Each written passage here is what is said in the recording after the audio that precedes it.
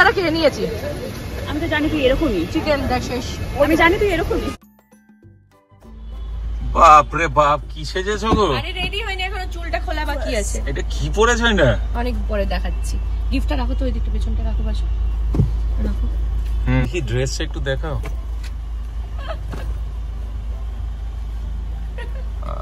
খুলবে তখন আমি ড্রেসটা দেখাবো। বাহ, এখনো রেডি হওনি পুরো? না, রাস্তায় যেতে যেতে রেডি হবো, বাট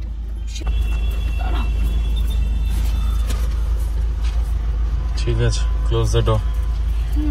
সাজুগুজু করেছি, আমি জানি না কেমন লাগছে। চুলটা খোলার পর তোমরা ফাইনালি দেখতে পাবে কেমন লাগছে, ঠিক আছে?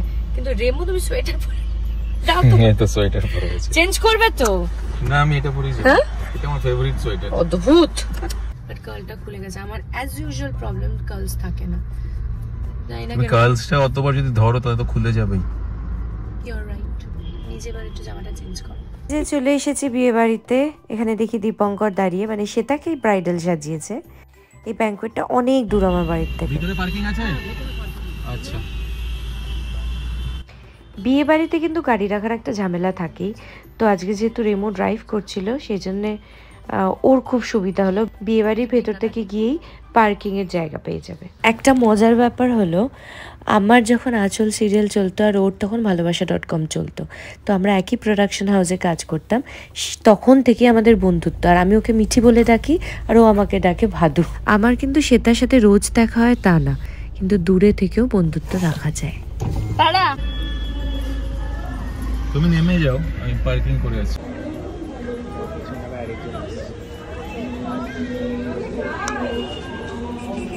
তুই এখানে দাঁড়িয়ে আছিস কেন রে? আমি দাঁড়িয়ে আছি তোর প্রতিদেবের জন্য রে। আমরা সবাই তার জন্য দাঁড়িয়ে আছি। রেমোর জন্য, রাইট? ওপরে যাইনি, বিয়ে শুরু হয়ে গেছে অলরেডি। তাই? তুই কি বিয়ে half complete. She was looking as usual very pretty. মহিলা পুরোহিত দেখে তো আমি একটু অবাকই হলাম, বিকজ খুব রেয়ার বিয়ে বাড়িতে আমি গেছি যেখানে আর কি ওরা রিচুয়ালস ফলো করায় বাই ফিমেল প্রেস্ট। প্রাতিষ্ঠান চক্র হলো দাম্পত্য জীবনের চক্র। সিঁথিতে সিঁদুর ও কপালে লাল তিলক পরানোর প্রথা ভারতে প্রাচীনকাল থেকে প্রচলিত।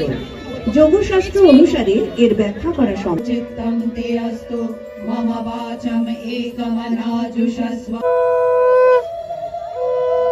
এবার বর আংটি দিয়ে টিকলিটা একটু সরিয়ে দাও।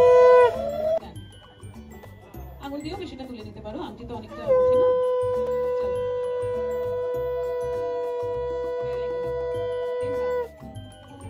এটাই কিন্তু বেস্ট মোমেন্ট, তাই না?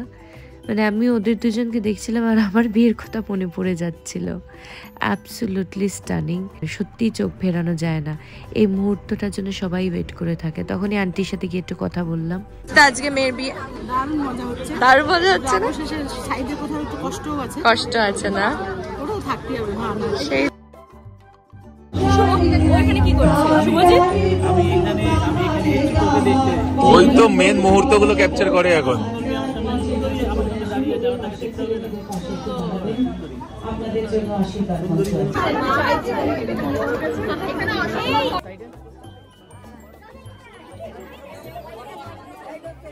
এবার হলো ফটো তোলার পালা, যেটা হলো ম্যান্ডেটরি ইন আ ওয়েডিং। তো আমি তো আর না পেরে ওকে একটা জড়িয়ে ধরে হাগ করলাম। তারপরে ওর সাথে কয়েকটা কথা বলে ফটোশ্যুট তো মাস্ট করতেই হবে, তাই না? যাই হোক, ইট ওয়াজ ভেরি বিউটিফুল। দেখো, যেটুকু পেরেছি আমি তোমাদের জন্য ক্যাপচার করেছি সুন্দর সুন্দর মুহূর্তগুলো।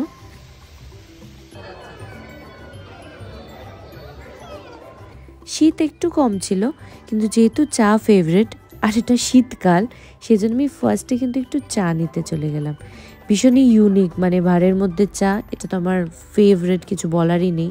তো রেমো 1 কাপ নিয়ে নিল, আমি 1 কাপ নিয়ে নিলাম, দুজনে চিয়ার্স করে চা খেয়ে নিলাম।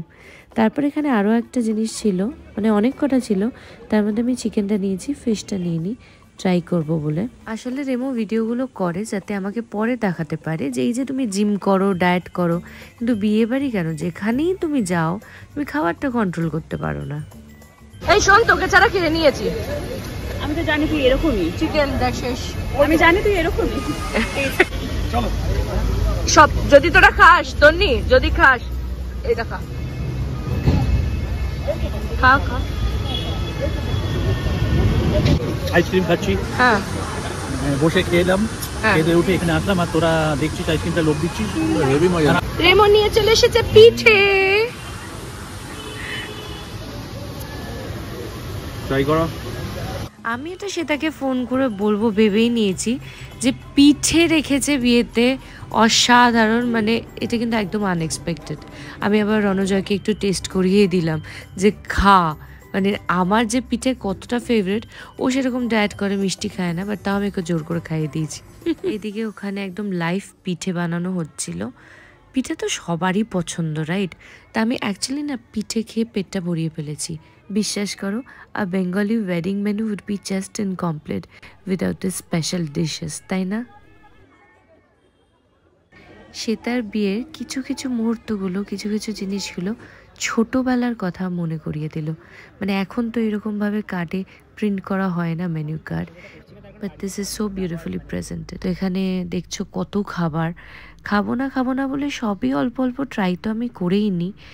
জানি আমি খুব একটা খেতে পারি না, কিন্তু হ্যাঁ, এক্সপেরিমেন্ট করতে, দেখতে কি আছে ব্যাপারটা, চোখের খিদেটা আমার বেশি, সেটা তো তোমরা জানো। অনেক বিয়ে বাড়িতে যাই, তোমরা আমাকে ফলো করো যে আমি কি খাই, কি করি, ব্যাপারটা কি, তো সেটাই আর কি।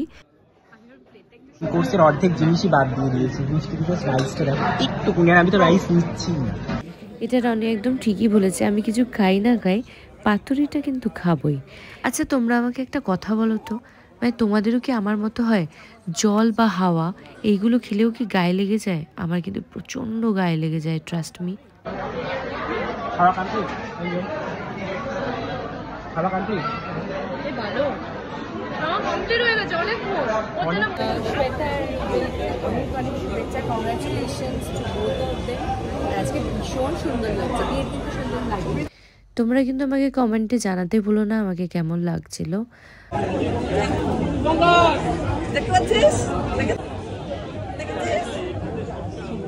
সবার একটু মন রাখলাম, সবার সাথে ছবি তুললাম। So congratulations to the beautiful couple Shweta and Rubel.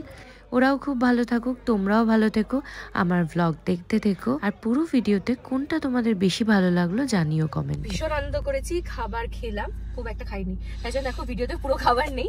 এখন আবার একটা ইনভিটেশন আছে, সেখানে যাচ্ছি। যাই হোক, টাটা, লাভ ইউ।